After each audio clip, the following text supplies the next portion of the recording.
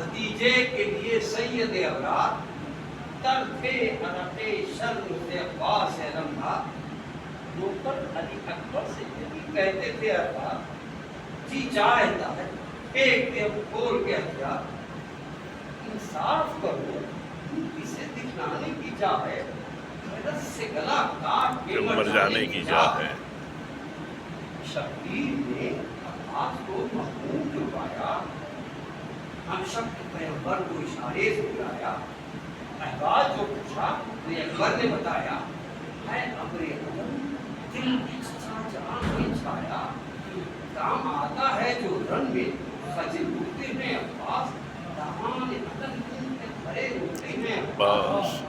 کل کی بن سوچا کسی دن امام صلی اللہ یہ بات کرتے اسے شہر نے کہا تو ہم سے کچھ آزودہ ہو بھائی ان باتوں سے خفگی کی مجھے آئی کیا کہتے ہو کیوں شرم سے گردن میں جھکائی پیارے نہیں ہم تم کو یہ کیا چیزیں سمائی دیکھو تو ادھر صفت نبی تم پہ فدا ہو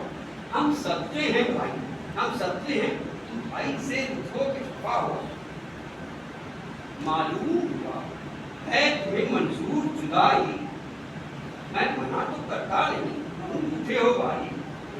دو چھاتی سے لکھو کہ رضا مرنے کی پائی اور یہ سنتے ہی یہ جان سی عباس میں آئی خوش ہو کہ تصدق ہوئے سلطان امام پر سر رکھ دیا چپ کر شہوالہ کے قدم پر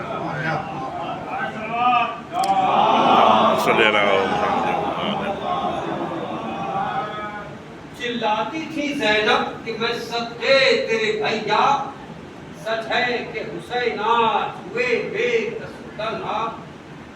اور پردے کے قریب ہوئے شبیر جو پہنچا اونچا کیا فضا نے درے ہے ماں کا پردہ اور کاندھے پہ علم رکھ کے وہ زیغم نکل آیا بدلی جو ہٹی نئی جد اعظم نکل آیا واہ واہ واہ واہ واہ واہ اس بندے کا شبدیز ایک گھوڑے کی کہا گیا ہے اور تاؤس مور کو کہتے ہیں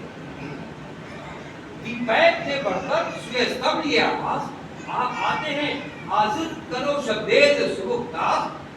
تھا اسب فلک سیر کی آمد کا یہ انداز جس پر حسدتا اس خراماں قصدناک سرعت کے سبب سائے میں آنند کا گرن کا ہتھیاری نہ تھی چہرے پہ پھونگٹ تھا دلہن کا